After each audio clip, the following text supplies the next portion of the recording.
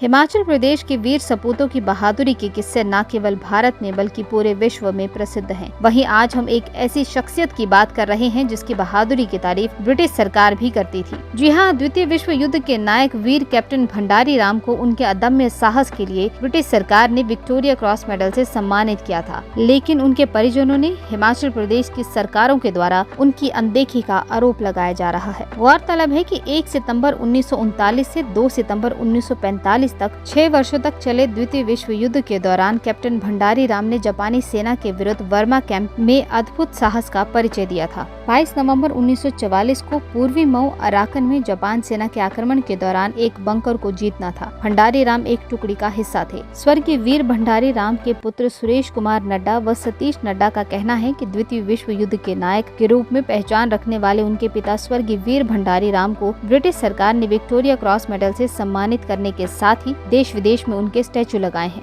मगर आज तक उनके गृह जिला बिलासपुर में एक भी स्टैचू देखने को नहीं मिलता है। सुरेश कुमार नड्डा व सतीश नड्डा ने वर्तमान कांग्रेस सरकार से मांग की है कि स्वर्गीय वीर भंडारी राम की बहादुरी के किस्से व उनका इतिहास युवा पीढ़ी तक पहुंच सके, इसके लिए उनका स्टैचू लगाया जाए जहां उनकी बहादुरी का किस्सा अंकित हो। इसके साथ ही हिमाचल प्रदेश स्कूल शिक्षा बोर्ड के पाठ्यक्रम में उनकी जीवनी को प्रकाशित किया जाए, साथ ही उनकी सेवाओं व बहादुरी के प्रति सरकार द्वारा सच्ची श्रद्धांजलि अर्पित हो सके।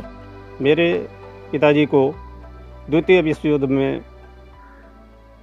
इंग्लिश टाइम का सबसे बड़ा अवार्ड विक्टोरिया क्रॉस अवार्ड मिला था, जब वो सेकेंड वर्ल्ड वार में बलूच रेजिमेंट में जापान के अगेंस्ट बर्मा में लड़ाई लड़ रहे थे। उनको ये बहुत ही मुश्किल वाला काम था, जहाँ पे पहले भी उसका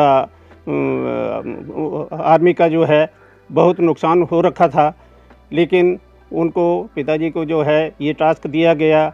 उन्होंने क्रॉलिंग करके जो है उस पहाड़ी में जाके जो है उसको अपना जो दुश्मन की मशीन गन थी उसको डिस्ट्रॉय किया। उन्होंने इतना बड़ा बहादुरी का काम किया। उनको जो है ब्रिटिश गवर्नमेंट ने भी पूरी तरह सम्मानित किया। जब उनका देहांत हुआ उस टाइम जो है ये बात आई कि भी उनके नाम से जो है उनकी पहचान होनी चाहिए।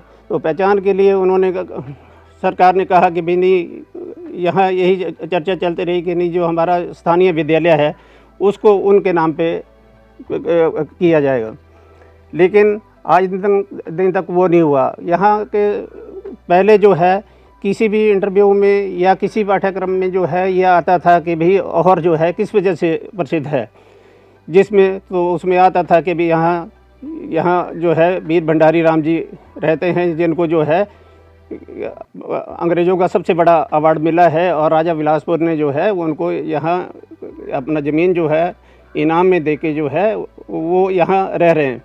तो हम तो सरकार से यही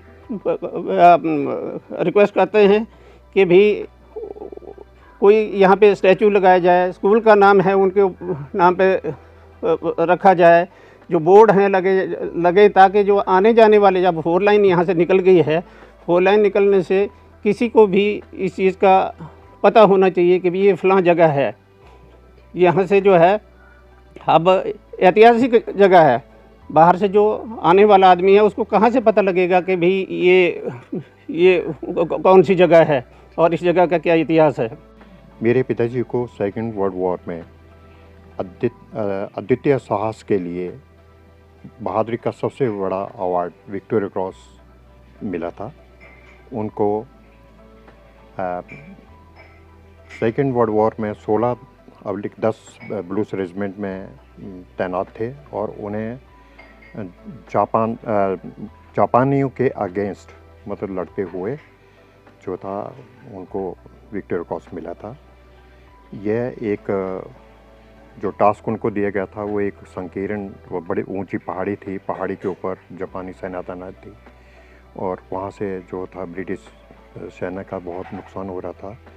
तो उन्हें ये आदेश दिया गया कि इस जो अपना पहाड़ी को जो है वो कैप्चर करना है। उस पहाड़ी पर जापानी की मशीन गन थी, तो उस मशीन गन को उन्होंने जो था कैप्चर किया था। उसमें उस दौरान उनके बाजू जो था, बायां बाजू और दाहिनी टांग पूरी तरह जख्मी हो गई थी। पूरा शरीर जो था वो छलनी हो गया था गोलियों से। उसके बावजूद भी उन्होंने हैंड ग्रेनेड निकालकर जो है वो दुश्मन के बंकर में फेंका, जिससे कि वो बंकर ध्वस्त हो गया और वो अपना मशीन गन को कैप्चर कर लिया गया। पीछे से जो अपना जो ब्लूज रेजिमेंट की जो कंपनी थी वो गई और उसने पूरे उस इलाके को कैप्चर कर लिया। मैं चाहता हूँ कि उनके जो अपने जो उन्होंने कार्य किए हैं और जो बहादुरी की है, उसका आने वाली जनरेशन को उसका पता होना चाहिए। हमारे हिमाचल का सेकेंड वर्ल्ड वॉर का एकमात्र अवार्ड, जिसकी पहचान दिन प्रतिदिन खोती जा रही है। सड़कों पे लगे बोर्ड हट गए, जो गांव के लिए घर के लिए जो बोर्ड लगा था वो भी हट गया। किताबों के जो अपना हिमाचल प्रदेश स्कूल शिक्षा बोर्ड की पुस्तकों में जो उनके पाठ्यक्रम में उनके जो कहानी जो थी वो शामिल की गई थी वो भी हट गई।